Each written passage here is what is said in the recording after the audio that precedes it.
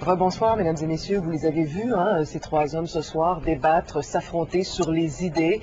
Est-ce que ce débat des chefs de ce soir vous a fait changer votre vote ou opter pour une autre option ou enfin une option? Bien sûr, on verra ça dans les prochains jours dans les sondages. Mais au cours de la prochaine heure, j'analyserai d'abord ce débat avec Lisa Frula, Jean-Pierre Charbonneau, Marie Grégoire qui sont toujours avec moi. Bonsoir à tous les trois. J'en profiterai peut-être pour vous demander gagnant, perdant, match nul. C'est toujours la question qu'on se pose. Je pense que les chefs ont parlé à leur auditoire. Hein. Mario Dumont, pour moi, a super bien fait. Il était focus. On a eu l'impression pendant un bout de temps que c'était... il y avait les deux vieux partis qui défendaient chacun leur bilan, puis Mario Dumont qui, lui, allait de l'avant. Alors, je pense qu'évidemment... je pense que de toute façon, regarde... Moi, je vais vous dire que ce soir, là, les débats les plus... Le fun, c'était entre Mario et André Boisclair. Je pense que ce soir, c'est une bataille pour la deuxième place et je pense que Boisclair a gagné. Oh là là, M. Charbonneau. Et moi, je pense que Boisclair a gagné face aux deux. Puis moi, je n'étais pas un partisan d'André Boisclair, hein, tout le monde le sait. Là. Mais malgré tout, je crois que ce soir, il a fait la démonstration qu'il avait la stature. Dans le fond, je le disais avant le débat, il devait impressionner, il a impressionné. Est-ce qu'il a assez impressionné? Bon, chacun a son opinion ici, hein, puis les gens qui nous écoutent également. Ouais. Mais moi, je pense qu'il a beaucoup surpris et son discours de fin est un message aussi à des gens qui pourraient être tentés de voter pour des tiers partis qui n'ont pas de chance, ou peut-être même des gens qui seraient tentés d'aller vers l'ADQ. Et j'ai l'impression ce soir qu'il a réussi à rameuter plus de gens que jusqu'à maintenant. D'accord. Alors, je vous rappelle aussi qu'on va vous présenter au cours de la prochaine heure les points de presse des chefs. Les trois, évidemment, vont donner les points de presse. On fait toujours ça après les débats, c'est la tradition. Et puis, nous aurons aussi les faits saillants de ce débat. Mais on va aussi voir comment tout ça, comment les blogueurs se sont comportés sur le net. Philippe Schnob, est-ce que vous êtes là? Oui, je suis là. Alors, qu'est-ce qui s'est passé au cours des 2 dernières heures? C'était assez exténuant, je dois dire, d'avoir des gens à suivre ce qui se passait en ondes, de lire ce qui se passait sur les blogs. Les blogueurs aussi se disaient, oh, bon, ça va vite. Mais beaucoup de commentaires sur le vif. Donc, les gens résumaient essentiellement chacun des échanges, parfois en disant, bon, un tel semble avoir marqué des points là et là. Donc, c'était beaucoup plus on commentait là, ce qui se passait plutôt qu'en étant en analyse très profonde, parce que ça allait très vite. J'ai hâte de voir ce qui va se passer dans les prochaines heures. Là, les gens vont avoir le temps de décanter un peu, puis peut-être de faire un peu. Sentez-vous que c'était un peu, qu'il y avait une forme de crescendo à partir du début du débat? Est-ce que les gens comme votaient déjà et puis il y avait des hausses et des baisses? Oui, dès le départ, les gens ont senti que M. Boisclair avait peut-être un peu plus de difficulté à prendre le contrôle. Et plus tard, en disant, oh, il a repris de l'énergie, quelqu'un a même écrit, c'est un blogueur péquiste celui-là, ben, donnez-lui quelque chose, là, il n'y a pas d'énergie, rechargez ses batteries, s'il vous plaît.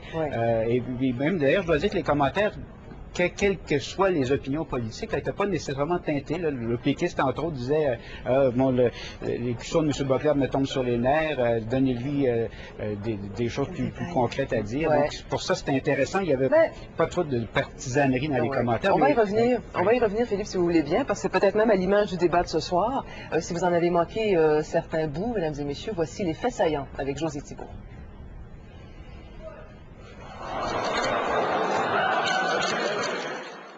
Mario Dumont a été le premier à parler et ne s'en est pas privé. Après avoir lancé ce que plusieurs lui demandent depuis le début de la campagne, soit quel est le coût de ses engagements, qu'il établit à 1,7 milliard, il a ouvert les hostilités. Les Québécois se souviennent de 4 années de fouillis, de promesses trahies. Dans quelques minutes, vous allez leur demander une nouvelle chance. Vous ne la méritez pas. Plus posé, très même, André Boisclair a commencé par rappeler ses engagements, puis a suggéré, plus que réclamer, de lui faire confiance, sans manquer de dire dès le départ que le PQ tiendra un référendum dans le premier mandat. Nous, on chiffre nos engagements, nous, on respecte notre parole. Dernier à faire sa présentation, le premier ministre a choisi de faire dès le départ son mea culpa. Oui, il avait promis beaucoup aux Québécois, et non, il n'a pas réussi à livrer toute la marchandise. Est-ce que nous avons été parfaits depuis notre élection? La réponse, c'est non. Le premier thème sur la santé a donné lieu à quelques escarmouches. Le chef du PQ a demandé à Mario Dumont ce qui serait enlevé dans l'assurance médicaments et celui du PLQ a posé des questions sur l'imposition d'un ticket modérateur. Ça a déstabilisé leur vis-à-vis de la DQ. Madame, il y a un sujet. Il y a un sujet, il n'y en aura pas. C'est autour de M. Charest, le Il a continué à l'augmenter. Quels sont les médicaments que vous allez désassurer? On ne désassurera pas de médicaments, au contraire. La députée de Lobinière de la DQ s'est battue pour faire inclure des nouveaux médicaments. Mais moi, c'est sur votre modèle général de la santé que ça m'intéresse parce que je vous ai entendu parler d'universel. On connaît cette cassette-là. C'est la cassette de Pierre-Éliott Trudeau.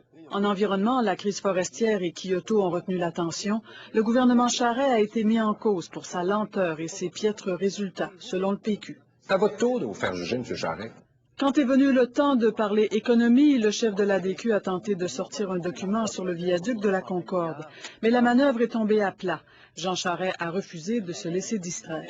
Vous avez caché ça aux Québécois lorsque le problème est survenu. Et une commission d'enquête ne vous soustrait pas à vos devoirs de premier ministre du Québec. Monsieur Charest. Monsieur Dumont, là, je vais vous répondre très directement. Je n'ai jamais vu le document que vous avez, là, ou que vous sortez. Puis André Boisclair a voulu pousser Mario Dumont dans les câbles en réclamant des précisions sur la marge de manœuvre qu'aurait un Québec gouverné par la DQ. Vous gouvernez le Québec, vous n'êtes même pas capable de me dire c'est quoi la marge de manœuvre du Québec. En se basant sur la croissance économique. À combien vous l'estimez pour l'année prochaine? Vous êtes intéressé à connaître des chiffres pour citer nos engagements un par un. Allocation familiale. Je vous pose une question. C'est quoi la marge de manœuvre du Québec, M. Dumont? Vous voulez gouverner le Québec. L'année prochaine, comment vous l'estimez, la marge de manœuvre? Ces échanges musclés se sont d'ailleurs poursuivis lors du thème éducation et famille. De dire que les villes riches vont avoir des écoles riches, puis que les villes pauvres n'auront pas l'accès à des mêmes qualités de services. Pourquoi vouloir abolir les commissions scolaires? Comment ça va aider les jeunes dans leurs efforts de réussite scolaire? L'avenir politique du Québec concluait le débat, et ça a été beaucoup d'eux contre André Boisclair. Oui, c'est que d'abord, vous n'avez pas de stratégie. Vous vivez dans votre rêve d'un référendum. C'est le programme le plus radical que le PQ ait jamais présenté, soit dit en passant. José Thibault, Radio-Canada, Québec. Bon, voilà. Alors, on a vraiment l'impression que chacun a réussi à tirer son épingle du jeu, mais je voudrais quand même qu'on parle un peu des chiffres avec Mario Dumont. On a vu un peu les attaques d'André Boisclair. On a l'impression que c'était un peu sa faiblesse dans le débat. Pourtant, c'est un économiste. C'est un économiste. Je pense pas que c'est sa faiblesse. C'est comme si... Ça paraîtrait pas ce soir, mais là, je pense que c'est comme s'il s'entêtait à vouloir mettre un chiffre sur la marge de manœuvre en disant, effectivement, c'est vrai que ça dépend de la croissance économique. Mais il s'entêtait, il ne voulait pas, et pourtant, on le sait qu'il le sait. C'est un économiste, c'est un gars qui suit les budgets depuis plusieurs années. S'il y en a un qui le sait, c'est bien lui. Alors, pourquoi il ne l'a pas dit? Il y a une stratégie derrière ça. Il faudrait demander à lui pourquoi il s'est entêté. Mais une chose est certaine, c'est certain qu'il le sait. Alors, je ne sais pas. C'était comme, je ne répondrai pas à cette question-là. Moi, je veux contre-attaquer. Oui, non?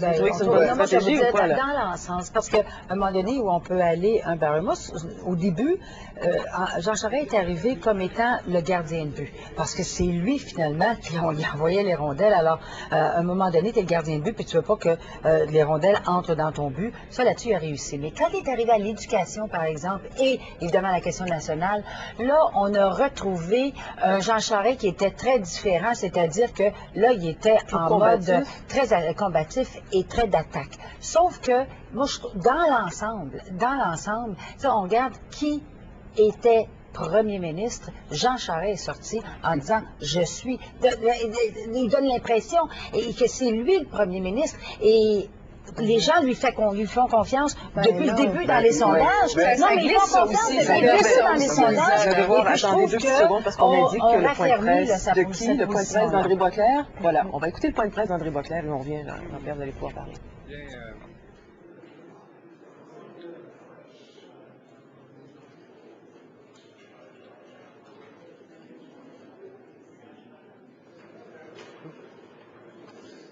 Il y a bien du bruit. Pardon. Du couillard. Petit. Ben, on est prêt, oui. Vous êtes prêts? Bien, alors écoutez, très simplement, je dois vous dire que je suis content de cette première participation à un débat. Je pense qu'il y a un certain nombre de messages qui sont assez clairs, qui sont ressortis de ce débat. D'abord, c'est l'échec en santé du gouvernement libéral. Il est clair aussi qu'il y aura une augmentation si le gouvernement du Parti libéral est réélu des services de garde. On voit aussi qu'à la fois à l'Action démocratique du Québec et au Parti libéral, nous sommes dans une espèce de désert constitutionnel. On est devant moi des partisans du statu quo. Et donc, bien simplement, je suis content de cette première participation à un débat. M. Boisclair, vous dites que vous êtes content. Peux-tu vous demander, vous vous donnez combien comme note, vous, personnellement? Bon, je vais vous laisser juger. Est-ce que... je me souviens d'une note. À plusieurs reprises, M. Charest vous a dit, voulez-vous me laisser parler? Vous avez paru souvent à couper la parole aux adversaires. Pensez-vous que ça peut avoir une mauvaise perception chez les gens? J'ai insisté pour avoir des réponses à des questions simples et des questions claires. M. Dumont ne nous a pas dit quels sont les pouvoirs qu'il veut aller chercher au gouvernement d'Ottawa. M. Charest ne nous a pas dit si oui ou non, de façon claire, il veut augmenter les tarifs des services de garde. Alors moi, je me suis fait le porte-parole des auditeurs. J'ai posé des questions simples, claires, limpides, précises. Dans bien des cas, on n'a pas eu toutes les réponses. M. Charest n'a pas attaqué votre projet souverainiste, WAPN. Comment vous expliquez cela? Ben, ce que je réalise, c'est que ni M. Charest ni M. Dumont n'ont porté de véritables attaques à l'endroit de la feuille de route du Parti québécois. Je le savais qu'on avait une bonne feuille de route. Je savais qu'on avait visé juste, qu'on avait un cadre financier réaliste, qu'on était capable de parler aux familles en parlant de notre priorité qui est celle de l'éducation. Et je vois bien qu'il n'y a pas eu de véritables attaques sur notre feuille de route. Il n'y a pas eu d'attaque non plus de M. Charest. Comment vous expliquez cela? Parce que M. Charest est lui-même dans une situation de vulnérabilité.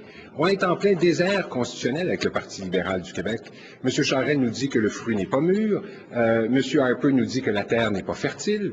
Il se retrouve dans une situation de grande faiblesse. Il s'agit simplement de comparer son leadership à celui d'un Robert Bourassa pour voir et comprendre simplement que M. Charest, va passer à l'histoire comme un des premiers ministres du Québec à n'avoir aucune demande constitutionnelle. M. Boisclair, M. Dumont a sorti de son chapeau un lapin en disant qu'il y avait un document qui existait. M. le Premier ministre a dit que c'était une attitude irresponsable. Vous, comment qualifiez-vous ça? Moi, la question qui se pose, c'est de savoir depuis combien de temps il y a ce document-là. Parce que moindrement qu'un élu est saisi d'une information comme celle-là, sa responsabilité, c'est de la transmettre au commissaire qui fait enquête. Alors, la question qui se pose à M. Dumont, et je n'ai pas la réponse à cette question, depuis combien de temps il y a cette information-là? Et s'il l'a conservée pour l'utiliser pendant le débat, c'est irresponsable de sa part. Sa job, c'était de l'envoyer aux gens qui font une enquête. Bonjour, M. Boisclair. Concernant la marge de manœuvre du gouvernement, qu'est-ce que vous vouliez démontrer en posant cette question-là à Mario Dumont et qu'est-ce que vous avez pensé de sa réponse? Bien, la réalité, c'est que M. Dumont improvise. M. Dumont n'est pas prêt pour gouverner le Québec. Il connaît très mal la situation des finances publiques au Québec. Que penser de son éventuel cadre financier s'il est incapable de nous donner une estimation des marges de manœuvre du Québec?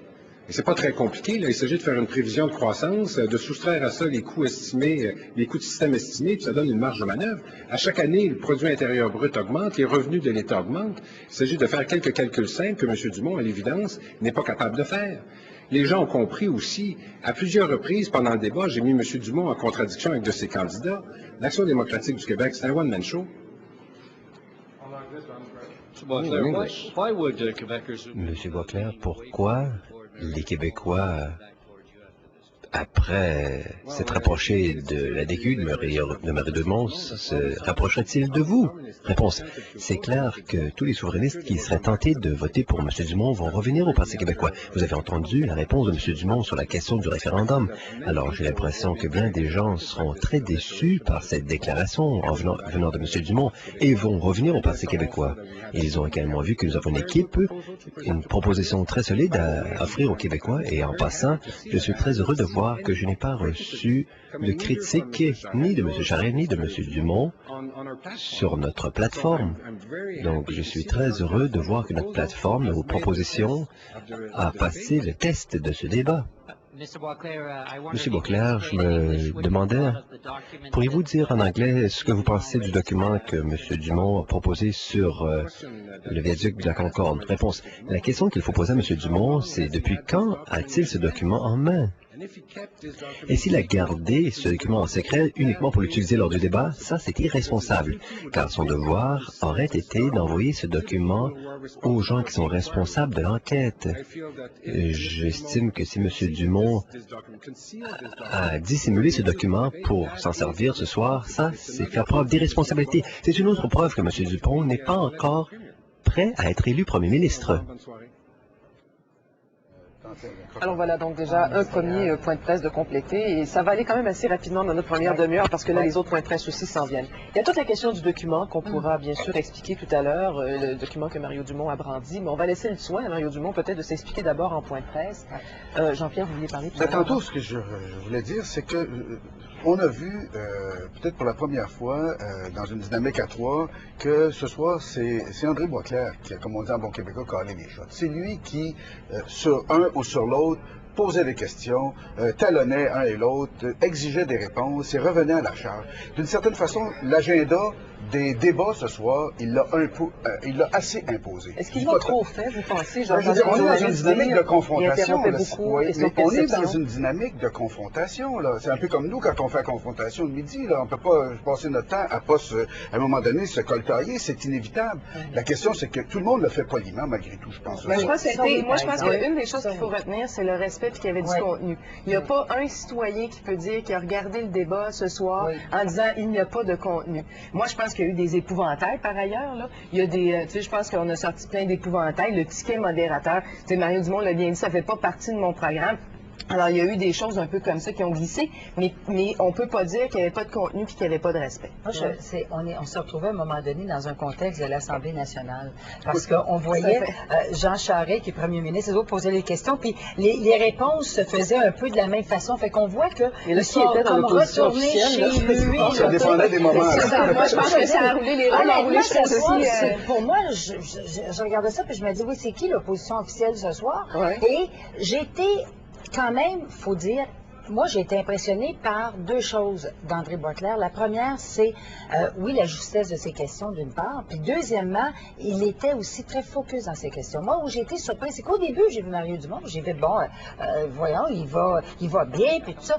Au début, mais je trouve qu'il a perdu le tempo rapidement. Et là, il s'est éparpillé pas mal. Tu sais, on parle de... C'est la première fois. Les trois débats que Mario Dumont a fait, je pense que celui-ci est le plus difficile pour lui. Et c'est là où il a, à mon avis, trébuché. Non, 2003 avait été... 2003, il était dans une classe à part dans le cas de... Il était junior, néanmoins. Non, il n'était pas junior en 2003. On me dit que Jean Charest a donné son point de presse. On l'écoute. Le plus grand nombre de citoyens possible du choix que nous aurons à faire ensemble le 26 mars prochain. Et dans les échanges de ce soir, je pense qu'il y a des conclusions à tirer sur justement ce choix fondamental. D'un côté, nous avons, nous, fait le bilan de ce qu'on a fait depuis les 4 dernières années en parlant de l'avenir, de ce qu'on veut, de vouloir progresser maintenant qu'on a fait un redressement très important, entre autres de la situation au Québec, qu'on a fait du développement. Du côté du Parti québécois avec M. Boisclair, ben, c'est très clair que c'est un référendum le plus vite possible, puis des référendums à répétition. Et du côté de M. Dumont et de l'ADQ, je pense que les Québécois ce soir ont une bien meilleure idée de ce que M. Dumont représente. Le fait qu'il ait choisi là, cette espèce de tactique de sortir un document, ses idées, ce qu'il a défendu, ce qu'il a essayé de défendre, c'est l'indéfendable dans ses programmes qui ne tiennent pas la route, qui, de toute évidence, sont pas des idées qui ont été ficelées. Je pense que les Québécois ont une bien meilleure idée du choix qui se présenteront pour eux le 26 mars prochain, alors qu'ils auront à décider de l'avenir du Québec pour les 4 prochaines années. Je vais prendre vos questions, madame. Monsieur Charest, il y a beaucoup de partisans, de vos partisans qui ont peut-être envie de flirter avec l'ADQ. Est-ce que vous pensez que votre performance de ce soir aura un impact sur ces appuis qui sont... Moi, je suis convaincu que les Québécois ce soir qui ont écouté le débat avaient devant eux d'abord 2 chefs d'opposition qui chicanaient pour le poste de chef d'opposition officiel et qui ont pu mesurer le choix qu'ils ont. D'un côté, Ce que M. Boisclair propose, c'est un référendum le plus vite possible. En même temps, M. Boisclair, ce qui m'a frappé dans les échanges de ce soir, c'est qu'il n'y a aucune espèce de responsabilité dans rien. Hein? Prenons au niveau de la santé, tout le monde reconnaît que les problèmes que nous vivons actuellement sont directement attribuables à des décisions qui ont été prises alors que lui était au gouvernement. Et malgré ça, non. Même chose au niveau de la forêt. Donc, lui, il n'a rien à voir là-dedans. Et ce qu'il veut, lui, c'est un référendum le plus vite possible. Puis, de l'autre côté, avec M. Dumont, ben là, on a, de toute évidence, un homme qui n'a pas d'équipe, qui n'a pas réfléchi sur ce qu'il propose. Moi, j'ai trouvé ça intéressant dans son programme pour les enfants, qui n'a pas nié le fait qu'il va aller chercher l'argent dans le programme d'allocation aux enfants, alors que dans son comté, à lui, de Rivière-du-Loup, les familles reçoivent le double en ce moment avec le programme que nous avons mis sur pied que ce que lui propose dans son programme. M. Charest, vous avez ouvert ce débat avec une note d'humilité en quelque sorte en disant que votre bilan est loin d'être parfait. Est-ce que c'est parce que vous avez compris que vous ne pouvez pas nier plus longtemps l'évidence, soit que votre bilan en santé, par exemple, est loin d'être aussi haut que vous vouliez bien le prétendre, comme d'ailleurs l'a souligné un de vos députés il n'y a pas très, très longtemps. Notre bilan en santé est un bilan qui est solide. Moi, j'ai fait tout ce qui était humainement possible pour que le système de soins de santé puisse retrouver ses lettres de noblesse. J'ai un ministre extraordinaire, Philippe Couillard, qui a été aux commandes pendant 4 ans. On a réinvesti, on a changé l'organisation du réseau. Mais moi, je ne peux pas fabriquer un médecin du jour au lendemain ou dans l'espace de 4 ans. Et en ce moment, on est en train de cueillir justement les fruits de nos efforts, que ce soit même au niveau des urgences, des délais d'attente. Et je suis très fier de ce que j'ai réalisé en santé. Je sais une chose, c'est que le 26 mars prochain, il ne faut surtout pas arrêter, là. Si les Québécois veulent que dans le domaine de la santé, on continue les efforts qu'on a commencés, il faut absolument qu'on travaille ensemble après le 26 mars. Sinon, M. Boisclair et Dumont ont clairement laissé entendre ce soir, là, ils l'ont dit là, à peu près, que la santé, c'est pas leur première priorité. Au PQ, c'est un référendum le plus vite possible, puis du côté de l'ADQ, ben, sait-on jamais. Monsieur le Premier ministre, on se souvient tous en 2003 de votre style pugnace, très agressif. Aujourd'hui, vous avez eu un style beaucoup plus effacé et plusieurs estiment que c'est ce qu'on remarque de votre campagne électorale. Pourquoi adopter ce style cette année? Aucun estime que vous roulez à 50-75 de votre potentiel. Bien, je trouve que M. Dumont et M. Boisclair ont fait un bon travail pour démontrer de part et d'autre qu'ils avaient des problèmes respectifs avec leurs propres propositions. Alors, je n'allais pas les interrompre dans leur propre discussion, surtout pas perdre l'occasion de permettre aux Québécois de les entendre en discuter entre eux. En même temps, je présente, moi, un programme de gouvernement pour les 4 prochaines années. Je suis le seul à présenter un programme de gouvernement pour les 4 prochaines années, avec des priorités que les Québécois reconnaissent parce que c'est leur priorité. Alors, en ce sens-là, ce soir, c'était l'occasion de continuer à parler de ça et de parler de 1500 médecins de plus, 2000 infirmières de plus, de ce qu'on veut faire au niveau de l'éducation. Vous gardez le même style d'ici la fin? Bien, nous, on va continuer, d'ici la fin de la campagne, à parler aux Québécois de ce qu'on veut pour l'avenir après le 26 mars. Par moment, vous êtes terminé. Une dernière, s'il vous plaît. M. Charest, une dernière, s'il vous plaît. On va prendre une question en français, on va en prendre une en anglais, puis ensuite c'est tout, en français. Par moment, vous êtes apparu ébranlé, hésitant. Qu'est-ce qui s'est passé ce soir, M. Charest? Pas du tout. Pas du tout. Le lapin dans le chapeau? Ah ben là, écoutez, M. Dumont aura à répondre de ce geste irresponsable qu'il a posé ce soir. Moi, je peux vous donner une garantie qui est celle que donnerait tout gouvernement du Québec, je le pense. Quand il s'agit de sécurité routière, jamais, au grand jamais, mon gouvernement aurait remis en question un geste ou une action à poser pour la sécurité des Québécois. Jamais. Et le fait que M. Dumont ait agi comme il a agi ce soir, à mes yeux, à moi, ça démontre que c'est une personne qui agit de manière irresponsable et à qui on ne peut pas faire confiance. John, question in English. Vos adversaires ont dit tous les deux que vous ne méritez pas notre mandat. Qu'avez-vous fait pour convaincre les Québécois du contraire? Réponse, nos priorités sont les bonnes priorités. Nous avons un plan visant à gouverner le Québec qui est fondé sur des assises très solides, car le Québec est en meilleure posture qu'il ne l'était avant. Plus de médecins, plus d'infirmières, une meilleure éducation. Nous avons prouvé que notre leadership au sein de la Fédération canadienne a fait toute la différence pour les Canadiens et les Québécois, et nous allons continuer d'avancer dans cette direction-là. Sur le viaduc, M. Dumont vous a accusé de savoir qu'il y aurait un effondrement imminent. vous ou votre parti, comment réagissez-vous à cette accusation? Réponse, c'est un mensonge. J'ai aucune idée de quoi il parle. C'est un mensonge. Et ce qu'il a dit par rapport à ce document, je n'avais jamais entendu parler avant. Mais posez-vous la question suivante. Les gens sont morts lors de cet incident. Et il a tenu des renseignements de façon délibérée en attendant ce débat dans un incident où les gens ont perdu la vie. Est-ce que cela n'est pas révélateur? Qui ont perdu la vie. Et M. Dumont a choisi de retenir cette information-là, cette allégation, ce document que je ne connais pas, puis de sortir ça de sa poche comme un lapin qui sort d'un chapeau à un débat. Il a des comptes à rendre, tant qu'à moi, sur son comportement et pour expliquer pourquoi aux Québécois, expliquer pourquoi il a agi de manière aussi irresponsable. Merci beaucoup. Bonne campagne.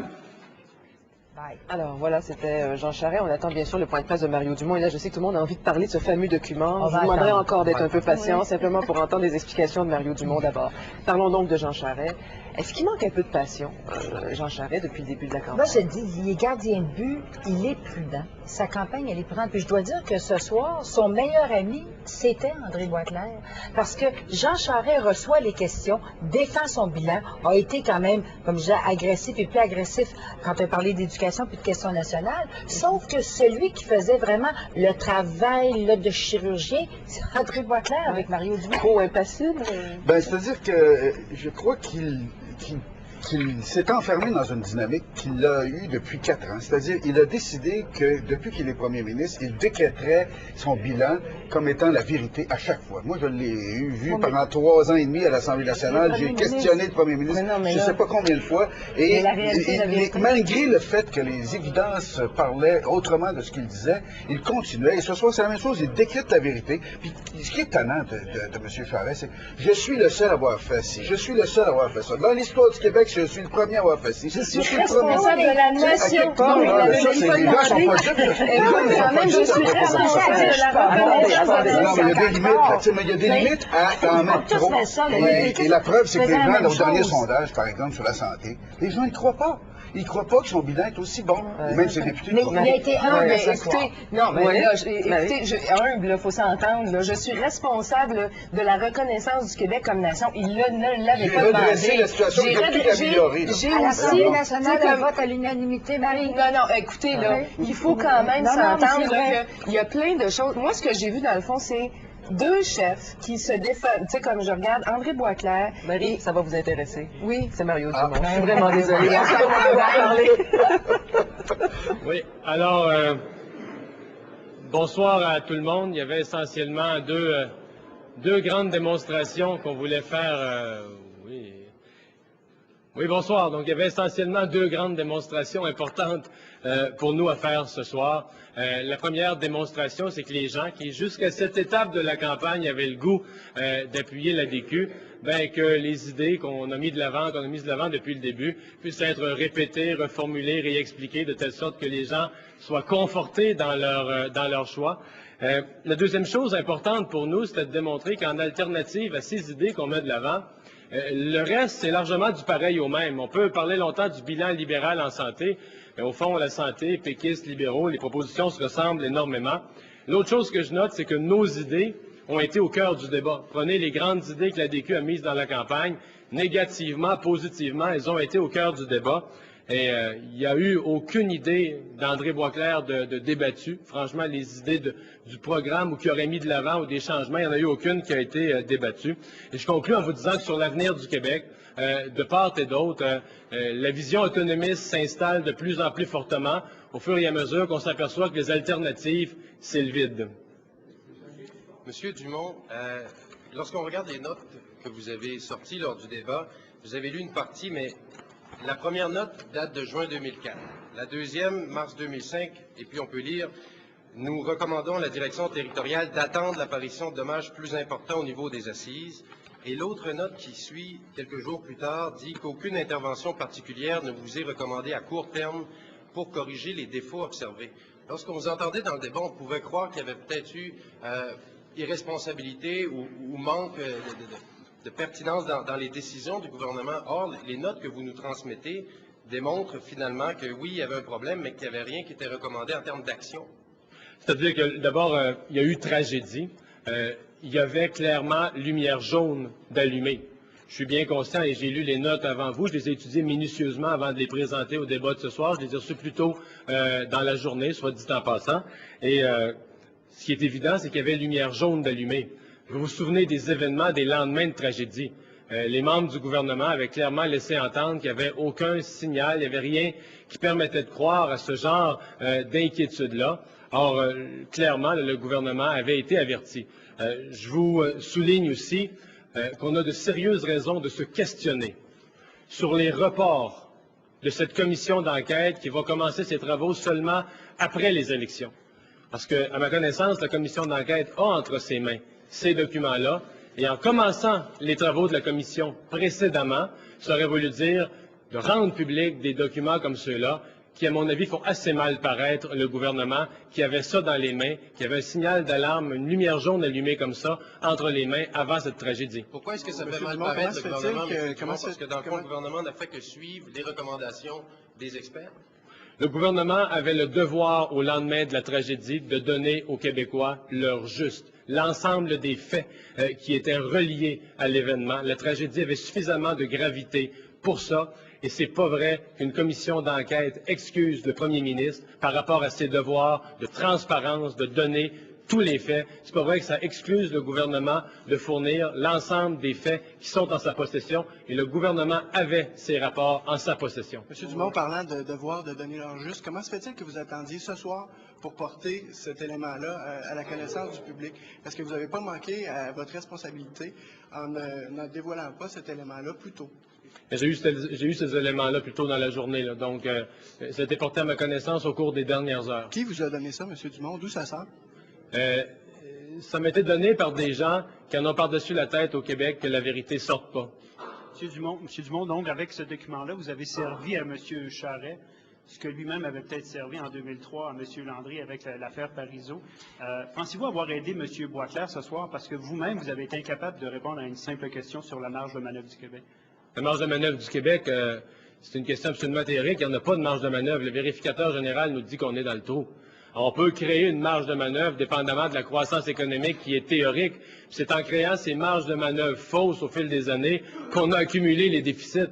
Et la vérité, il n'y a pas de marge de manœuvre au Québec. Quand le vérificateur général passe par-dessus les livres, il nous dit qu'on n'a même pas le déficit zéro. On est dans le trou. Il y a un trou accumulé de 5,3 milliards selon les dires du vérificateur général. Alors, de financer des dépenses sur une marge de manœuvre théorique, c'est clairement continuer à augmenter la dette du Québec. Pour ce qui est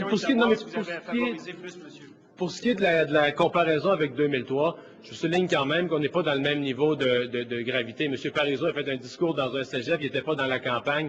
Il est question ici de savoir si le premier ministre du Québec, son gouvernement, qui avait en main des données et ne l'ont jamais dit au public du Québec, ont agi avec la diligence et la transparence qui étaient requises face à une tragédie qui a fait des victimes. Mais la question, M.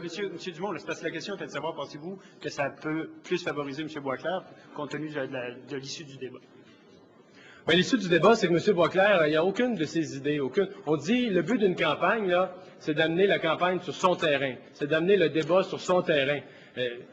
On souligne même que même la souveraineté, même la proposition de souveraineté, n'a même pas été vraiment débattue tellement que personne n'y croit. Personne ne voit du réel dans ce qu'André Boisclair propose. C'est théorique, c'est des beaux discours, c'est dans les airs, mais il n'y a aucune des propositions, il n'y a aucun des éléments de programme d'André Boisclair qui a été au cœur des débats, comme l'ont été l'allocation de 100 $ aux familles, l'abolition des commissions scolaires, c'est-à-dire le programme de la DQ sur la santé. Le programme de la DQ a été au cœur des débats. Je comprends qu'il a été attaqué, matraqué, discuté, bataillé, mais pour moi, là, toute l'expérience que j'ai des campagnes électorales, le premier but qu'on doit viser, c'est d'amener la campagne sur son terrain.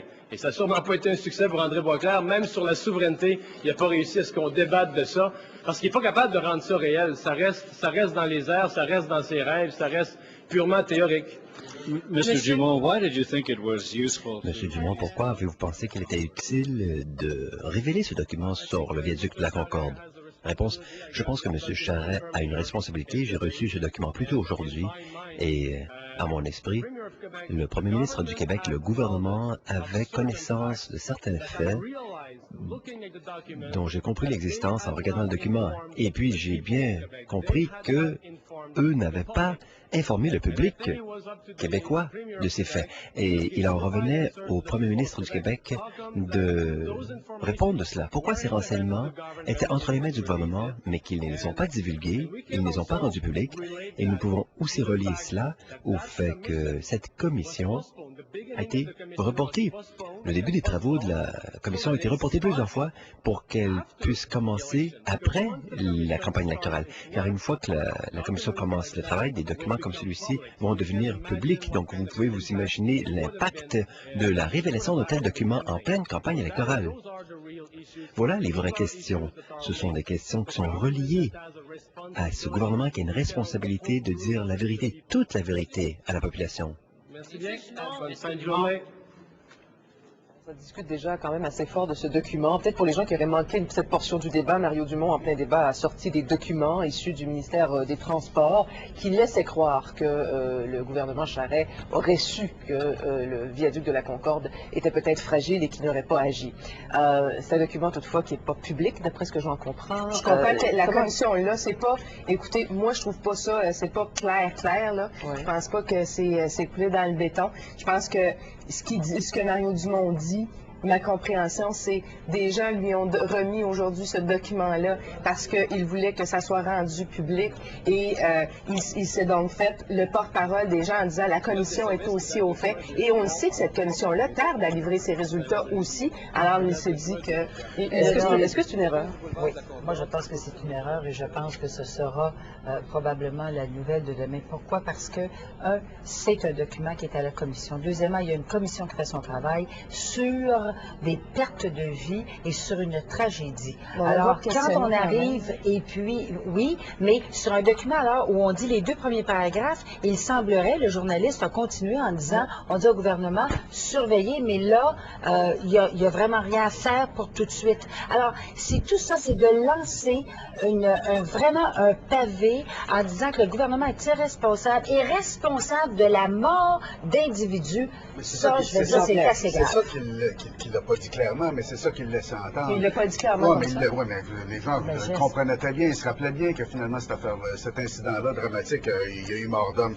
Et l'autre chose, c'est que finalement, c'est une lumière jaune, mais la lumière jaune, il a laissé entendre pendant le débat que le premier ministre était au courant de ce rapport-là. Le type de rapport qu'on vient d'entendre avec les explications que les journalistes ont eues, en fait, quand on voit tout le document, tout le monde sait que ce genre de rapport-là n'arrive pas au bureau du premier ministre, justement parce que c'était indiqué que il n'y avait pas encore de nécessité d'agir. Le lendemain, le premier ministre était au fait que ça... Le lendemain, l'accident était survenu. On ne peut pas blâmer le gouvernement de ne pas avoir fait son travail. Non, ce qu'il a dit, c'est pas ce qu'il a dit. Oui, mais c'est ce qu'il a dit. Ah, mais là, c'est pas ce qu'il a dit. Regardez, je ne vais pas débattre sur le vocabulaire, mais ce qu'il a dit, c'est on n'a pas dit toute la vérité sur la situation qui régnait.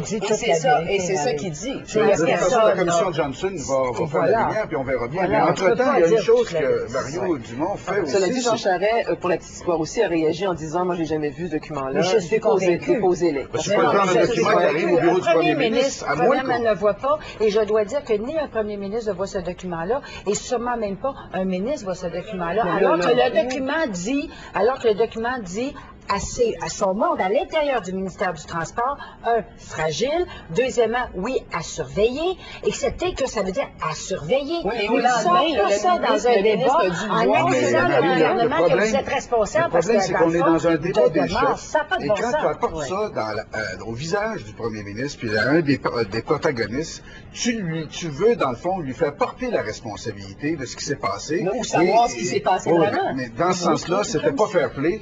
Et d'autre part, c'est quand Mario Dumont, on l'a vu dans son point de presse, essaie de dire les deux autres, c'est du pareil au même. Ça, c'est un vieux cliché. Mais non, les autres, c'est toujours du pareil au même. Non, mais un instant, là, c'est un peu simpliste, on peut s'entendre que la première heure de ce débat-là, particulièrement sur la santé, on s'entend-tu que c'était de la faute du PQ ou du PLQ qu'on s'échangeait les fautes? Je veux dire, là-dessus, on peut pas dire qu'il y a tort, là. Sur le système de santé, je vous arrêter, M. Charest. Je vais vous arrêter, Marie, je suis vraiment désolée. J'ai l'air de la modératrice encore ici, là. Mais c'est correct. Savez-vous, on va besoin. faire une pause et au retour, moi j'ai plein aussi de questions sur les enjeux aussi à soulever. allons-y. Alors, petite pause, mesdames et messieurs, restez avec nous.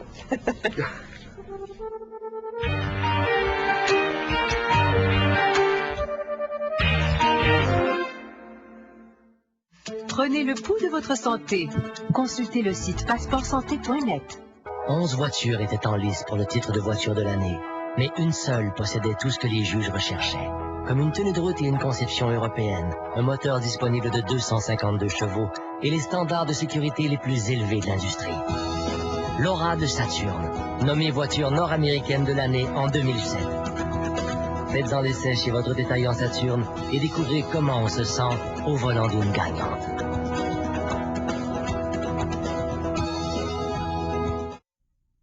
Voici Info Emploi.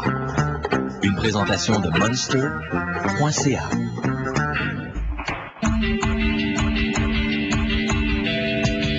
Le printemps s'annonce très positif pour les chercheurs d'emploi. Une enquête de Manpower nous apprend que 30% des entreprises comptent engager du nouveau personnel d'ici le mois de juin.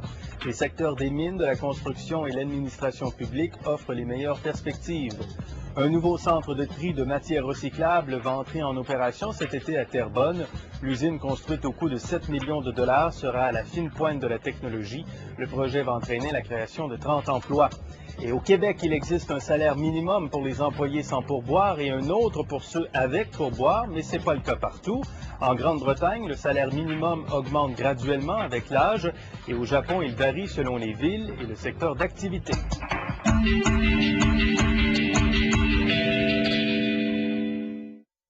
Que vous soyez entrepreneur, gestionnaire de projet ou autoconstructeur, avec Fermco, vous imaginez une résidence à haute performance énergétique certifiée Novoclimat. Vous construisez vous-même avec le concept Batiflex, où vous achetez la coquille que vous complétez vous-même. Ça, c'est Fermco. Ça, on le fait nous-mêmes. Un concept adapté à vos besoins. Depuis 1978, Fermco, votre maison sur mesure. Mercredi, les Roméo et Juliette, Thomas Lalonde et Charlotte Aubin, Richard Abel, Brigitte Paquet et Sylvie Drapeau vous offrent tout un spectacle. Le match des étoiles avec Normand Brathwaite, mercredi 20h à Radio-Canada. Jeudi. Je suis présenté à la porte devant moi du forme tailleuse, c'est mon procès 4.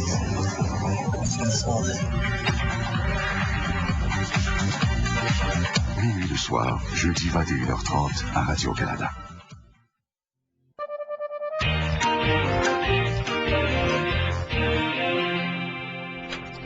Alors voyons maintenant la suite de cet après-débat. Philippe Schnob, vous êtes bien sûr toujours en train de surveiller le net et apparemment que les blogs, ça blogue. Ça a blogué beaucoup et en temps réel, les gens mettaient leurs commentaires à la seconde près, donc c'était un peu dur pour tout le monde à suivre et pour eux aussi de suivre le débat, de faire des commentaires et tout. Mais là, la poussière est retombée, les gens ont eu le temps de réfléchir un petit peu, de faire une analyse. Donc je vous en montre trois. Au fond, ici, l'antagoniste, ça c'était un blogueur qui, je lui avais parlé, je lui avais écrit, il m'avait dit non, moi je suis pas membre d'aucun parti, j'ai mon idée pas faite encore. Lui dit, verdict, le grand gagnant, André Boisclair. Ici, Jonathan Hamel, lui, hésitant entre l'ADQ et le PLQ, dit Jean Charest a dominé, dit que M. Boisclair était tiède au début et ensuite il est devenu tatillon. Donc pour certains, M. Boisclair a repris de l'énergie, a été plus combatif. Lui trouvait que M. Boisclair était tatillon. Et le surfeur autonome qui est un militant de l'ADQ, évidemment, a dit que c'est Mario Dumont qui a gagné et qu'il a été capable de résister à toutes les attaques et avoir toujours la réplique qu'il fallait. Les partis aussi ont suivi la question. Bon, ben, imaginez, le Parti québécois estime que c'est une victoire d'André Boisclair. Là, on est dans le spin, c'est sûr. C'est Valérie Grégoire qui a dit ça. On pourrait appeler ça du tordage d'opinion. Donc, victoire d'André Boisclair pour le Parti québécois, qui a aussi reçu les commentaires des blogueurs pendant la soirée. Au Parti libéral, et là, c'est intéressant parce que dès qu'un thème était terminé, là, il y avait le ministre associé à ce thème-là. Donc, après l'éducation, vous voyez, Jean-Marc Fournier est venu commenter presque en temps réel aussi la performance de Jean Charest. Et on pourrait faire un plein son, mais je suis à peu près certain qu'il a trouvé que M. Charest était bien débrouillé. Et la même chose, on a Raymond Bachand, on a M. Béchard et tout ça, donc ils ont fait ça au cours de la soirée. Maintenant, les gens étaient aussi invités chez nous à commenter. Alors, pendant tout le débat, on a eu presque 300 messages, 300 messages qu'on a mis en fait sur le site Internet parce que dès que des gens écrivaient 4 ou 5 fois, ben là, on en mettait juste un. Philippe, il y a beaucoup d'indécis parmi nos citoyens, notamment les électeurs électeurs? Est-ce que ce sont des gens qui se sont fait une idée? Les gens, là, pour le moment, commentaient au fur et à mesure. Maintenant, il y a une nouvelle question sur le site Internet. Que retenez-vous du débat? Est-ce que ça vous a permis de faire un choix? Et là, les gens, à partir de 10 heures, depuis 10 heures, sont invités à commenter, donc à élaborer un peu plus sur l'impact que ça a eu. Il faudra regarder, ça va durer toute la nuit, cette histoire. On va voir demain matin comment ça retourne. Et je vous dis aussi que pendant les prochaines heures, là, les gens d'Internet vont mettre en ligne là, des extraits pertinents du débat. Donc, les gens qui n'ont pas eu l'occasion de l'écouter au complet pourront, dans les prochaines heures, écouter des extraits qui sont reliés à chaque thème, donc les extraits les plus significatifs. Vous allez passer une nuit blanche si vous continuez comme ça, Philippe? Pas moi, mais je reviens quand même à 7 heures demain matin. Bon, ben, on va s'en reparler demain. Merci beaucoup, Philippe Schnob. Merci à vous. C'est intéressant quand même la question des aides ici, parce que tout à l'heure aussi on parlait de Jean Charest, l'importance de consolider le vote, de consolider les acquis. Est-ce que ça a été fait, vous pensez? Est-ce qu'il a réussi à consolider ses appuis? Moi, je pense que chacun finit les fuites vers la DQ. Ah non, moi, je pense que ce soir, Jean Charest définitivement a vraiment consolidé son vote. Et ce qui est intéressant aussi, c'est, je pense que André Boisclair a rassuré certains qui vraiment, là, c'était une hémorragie. On sentait que ça allait vraiment pas bien, c'était une hémorragie au PQ. Et je pense que André Boisclair, au niveau des souverainistes, évidemment, va peut-être aussi aller en chercher. Ben moi, j'ai l'impression que André Boisclair a réussi l'objectif qu'il devait avoir. L'objectif, c'était de non seulement stopper l'hémorragie, mais de rameuter. C'est-à-dire, il a un électorat, écoutez, là, quand on a pris le pouvoir, à chaque fois, c'était 44% du vote sur 80% de participation. Et il y a à peu près entre 45 et 48%, disons entre 43, 44 et 48% de gens qui, aujourd'hui, seraient prêts à voter en faveur d'un pays. Alors, ces gens-là étaient chambranlants depuis le début de la campagne. Et je crois ce soir que le propos leur a sans doute plu et que ces gens-là vont y réfléchir à deux fois avant d'aller voter Québec solidaire, ou de voter Vert, ou de voter ADQ s'ils étaient souverainistes. Je ne dis pas que s'ils sont fédéralistes, ils vont avoir le même réflexe. Mais les nationalistes, je pense qu'on parle de nationalistes. Non, mais je parle des souverainistes qui votaient ADQ. Puis par exemple, ceux qui ont voté au référendum de 95, il y en a un certain nombre. C'est pour ça qu'on a failli gagner. Alors, et ces gens-là, ils vont y penser deux fois avant d'éparpiller leur vote, parce que ces gens-là continuent de rester insatisfaits à l'égard du gouvernement Charest. Et moi, je ne crois pas, voyez-vous, ceux qui sont liés par qui se disent que, justement, en 95, ils ont fait le choix de militer pour le oui, et qui disent, non, nous autres, on veut pas diviser le Québec, on veut passer à d'autres choses, on veut être capable de faire avancer le Québec sur autre chose. Moi, je pense que ces gens-là se sont sentis quand même interpellés par la DQ, par le discours de Mario Dumont. S'ils ne sont plus souverainistes, possiblement, oui. Ben, ce sont des nationalistes qui veulent pousser jusqu'au maximum, mais qui ne veulent pas que ça soit l'entièreté du temps. Et quand juste une parenthèse, là, quand André Boisclair dit sur l'abolition des commissions scolaires, on va tergiverser pendant je ne sais pas combien de temps. Un référendum, on va tergiverser combien de temps? Et on le sait que ça fait tergiverser le Québec et ça fait reculer le Québec. M. Landry lui-même l'a dit. Quand Jean Charest a dit à Mario Dumont, quand Jean Charest a dit à Mario Dumont, vous n'êtes pas fédéraliste, vous n'êtes pas souverainiste, il faut être un ou l'autre dans notre société. Non, mais ça veut dire que la réponse c'est oui, madame. Tu ne peux pas attendre deux choses. Pour le Canada ou contre pour le Québec pays. On peut être nationaliste aussi, c'est-à-dire adorer le Québec, j'en suis une, et aussi être fédéraliste. C'est parce que là, on arrive avec une autre position qui dit, ben là, on ne sait pas trop, puis on va réouvrir la Constitution tout seul. Et c'est là aussi, ça a été, c'est la faiblesse de Mario Dumont. Mario a eu de la difficulté, le dernier bloc au niveau de la question nationale, il y a eu de la difficulté au niveau de la gestion de l'État, parce qu'il était all over the place.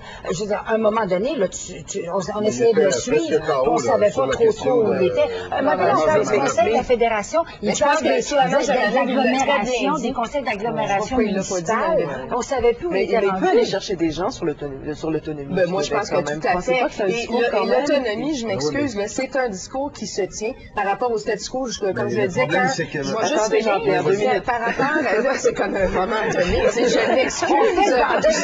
Voici Marie, là. Moi, je m'excuse, j'existe quand il est dans notre position. Elle existe, elle aussi. C'est ça. Mais non, je pense que le guerrière dans toi. Allez. À force, là, à un moment donné, j'imagine. Mais non, la position autonomiste, oui, a un écho dans la population. Parce que, en opposition à Jean Charest, comme je disais, qui se réclame de la nation, mais qui ne l'avait pas demandé, qui a reçu 350 millions au niveau de l'environnement et qui en avait demandé 327, je pense que les gens veulent un gouvernement qui va plus loin, qui repousse les barrières de la place du Québec au Canada. Il y a deux hic. Le premier, c'est qu'il n'a pas été capable de dire s'il y a un nom du Canada anglais ou d'Ottawa. Qu'est-ce qu'il va faire? Deuxièmement, il n'a pas été capable de nous dire aussi comment se fait-il qu'il peut revendiquer des choses alors que la Constitution, le mode d'amendement... on va négocier dans le pas le droit de quand même dire on a évolué depuis. Ah oui, on a évolué. Écoute, le Québec a tellement évolué, c'est extraordinaire. Parlant d'évolution, on va évoluer nous aussi, on va aller voir Martine Biron. Martine Biron qui est à Québec, bien sûr. Vous savez qu'après tous les débats, il y a bien sûr les proches des chefs qui se promènent un peu et puis qui disent c'est mon chef qui a gagné, c'est mon chef qui a gagné. Martine, vous avez fait le tour un peu des spins, comme on dit. Qu'est-ce que vous avez retenu? Oui, c'est ça. Je n'ai pas toujours trouvé le mot français pour les spin doctors. C'est ceux de l'entourage des différents chefs qui essaient de contrôler le message, en fait, de faire le débat sur le débat. Alors, chacun a son message pour essayer de bien encadrer son chef. Alors, je commencerai, disons, par l'ADQ. Alors, ce qu'on nous dit dans l'entourage de Mario Dumont, c'est il rêvait de prendre sa revanche depuis 4 ans. 2003 avait été un pur désastre. Alors, mission accomplie. C'est une performance qui est honorable, 100 fois meilleure que celle de 2003, et on s'arrête relativement là. Au Parti québécois, on essaie de dire que Jean Charest est le grand perdant de ce débat-là et que Mario Dumont a été totalement irresponsable en sortant son document sur le pont de la Concorde, que finalement, ça démontre que M. Dumont n'a pas la crédibilité nécessaire pour gouverner et qu'il a une piètre équipe. Alors évidemment, ce que M. Boisclair essaie de démontrer, c'est que c'est lui qui a gagné. Pour ce qui est de M. Charest, c'est assez intéressant parce qu'il arrive à se spinner lui-même, c'est-à-dire qu'il dit grosso modo ce que son entourage dit. Il l'a dit lui-même en conférence de presse. Il a dit, bien, j'étais au-dessus de la mêlée et ce que je voyais, c'est deux adversaires qui se faisaient une lutte pour qui serait l'opposition officielle. Alors, il dit il n'y a qu'un seul gagnant, donc Jean Charest, et Dumont et Boisclair qui se sont fait une lutte qui se sont crêpés le chignon tout au long de ce débat. Bon, eh bien, merci beaucoup, Martine. Merci. Ça fait plaisir. Juste une petite précision ici que d'un collègue, Brigitte Bougie, pour ne pas la nommer. Les spins, les docteurs d'image, conseillers en image, conseillers en communication, des stratèges de la communication et tout ça. Êtes-vous un peu d'accord avec ce qui se dit sur le plancher? En tout cas, juste pour M. Charest, pour les trois, juste pour M. Charest, je pense que ça peut jouer contre lui. Quand tu t'élèves tellement au-dessus de la mêlée et que tu dis, moi, je les regardais justement se débattre, c'est parce que lui, il y avait un bilan à défendre. Et je ne suis pas certaine qu'il a convaincu tous les Québécois de la justesse de son mandat des 4 derniers premiers ministres. Moi, je pense que oui. Je pense qu'à un moment donné, tu ne peux pas t'élever comme ça. Il faut justement que tu parles aux gens. Il est descendu quand même dans le ring à l'éducation et à la question nationale, merci. Sauf qu'il est premier ministre et les gens le voient comme premier ministre. Il reste, il a gardé quand même la stature de premier ministre et je pense qu'il fallait qu'il le fasse. On dit qu'il n'a pas suffisamment attaqué André Boisclair sur la souveraineté, par exemple. Moi, ça m'a étonné, par exemple, pourquoi il n'a pas posé la question, et je pense qu'André Boisclair aurait pu répondre, il n'a pas posé du tout la question un référendum vite, le plus tôt possible. C'est curieux, il n'a pas abordé du tout cette question-là. Bon, je sais ce que j'aurais répondu à la place d'André Boisclair, mais ce qui m'étonne, c'est que finalement, sur la question nationale, sur laquelle le Premier ministre a tenté d'essayer de faire porter sa campagne depuis le début, ce soir, c'est comme si c'était sorti de son radar. C'est-à-dire qu'il lui a posé certaines questions, mais là, ça devient un peu redondant. On sait qu'il y a deux personnes, on a Jean Charest et André Boisclair qui ont des positions très précise quand il lui a dit, d'ailleurs, vous avez dans votre programme probablement le programme le plus radical. Ça, c'est la position des éditorialistes, de certains éditorialistes qui n'a jamais été démontrée, parce que moi, je l'ai écrit une partie du programme, et justement... Mais t'es un radical, toi, non, justement, il y avait quelque chose que les gens n'ont pas voulu voir ou n'ont jamais mis en évidence, c'est toute la démarche citoyenne. Alors, le plus tôt possible, c'est pas la précipitation. Mais si j'avais été en démocratie, c'est ça que j'aurais dit. On disait que mission régionale, à l'époque, c'était une grande démarche citoyenne. Moi, je pense qu'il faut prendre le temps. Il faut prendre le temps. Mais de toute façon, ce qui est un peu curieux, c'est que ça n'a pas été abordé ce soir.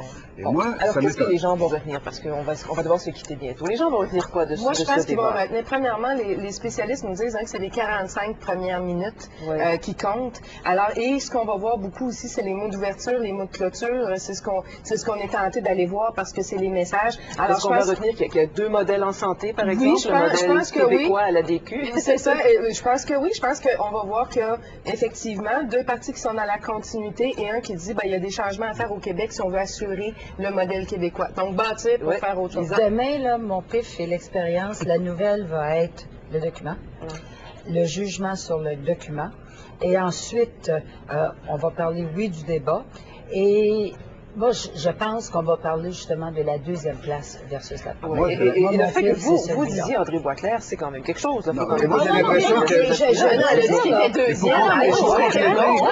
Je lui accorde que, comme 2e place, je trouve qu'André Boisclair a joué vraiment un rôle. Il était et pour compléter, je crois que maintenant, la bataille va plus se faire entre André Boisclair et Jean Charest. Je vous le dis, là, je vais regarder ça aller, là. Vous allez voir, moi, je crois que Boisclair a réussi ce soir à stopper l'hémorragie et à peut-être recréer le mouvement qu'il avait besoin là, pour... c'est ça, Mario Dumont va continuer à faire travailler sur le terrain. Alors, puis c'est là où je me demande si les indécis sont plus fixés ce soir.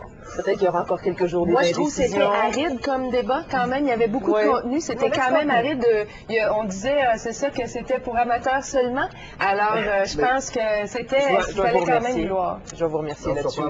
J'espère bien, parce que c'est toujours bien agréable. Merci beaucoup. Merci à vous. Merci d'avoir été là.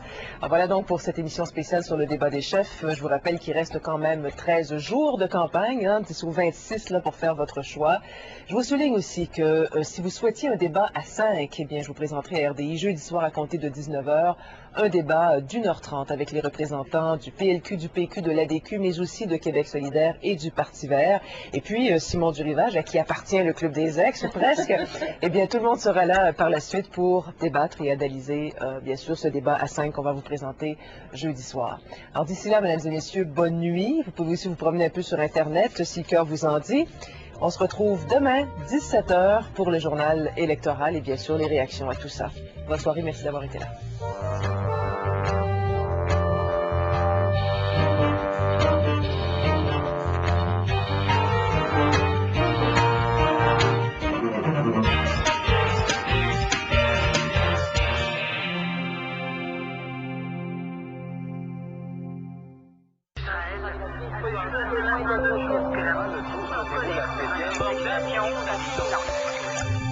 RDI, source d'information. En semaine. Dès votre réveil, faites un tour complet de l'actualité en 60 minutes avec Michel Vien. Le téléjournal matin, en semaine 8h sur RDI. Vendredi. C'est promis, j'en dirai plus. Mais je peux vous dire qu'on va revenir avec Jean-Guy Moreau, mon imitateur préféré, dans quelques secondes. Jean-Guy Moreau a rendez-vous avec Marie-Claude Lavallée, vendredi 22h sur RDI. À la recherche d'un supplément de vitamines et minéraux, commencez votre journée avec Quest et sa formule de multivitamines et minéraux Super 1 par jour. Quest offre à votre famille une panoplie complète de vitamines et de minéraux essentiels. Les produits Quest ont été soigneusement formulés et recherchés en consultation avec des experts en santé expérimentés. Ne cherchez pas plus loin. La formule Super 1 par jour de Quest. Qualité sans compromis. Offert chez les détaillants d'alimentation santé, les pharmacies et les épiceries de qualité.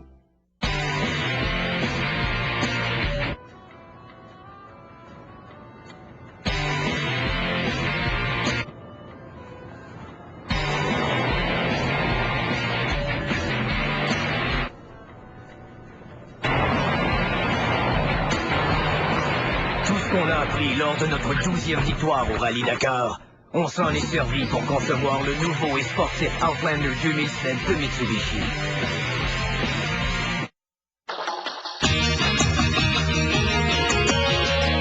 Alexei Yashin a marqué l'unique but du premier tiers entre Islanders et Canadiens. Abisher est battu 1-0. La soirée de Rick DiPietro s'est terminée à la 16e minute de jeu.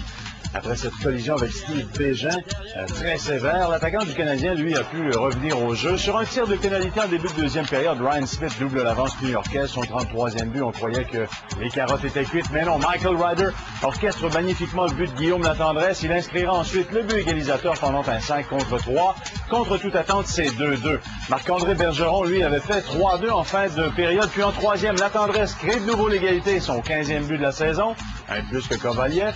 Kostitsin récolte une passe et fait encore mieux quelques minutes plus tard en faisant cette remise que vous venez de voir à Higgins isolé devant le filet. Et encore une autre passe brillante de Kostitsin à Plekanec. Victoire de 5-3.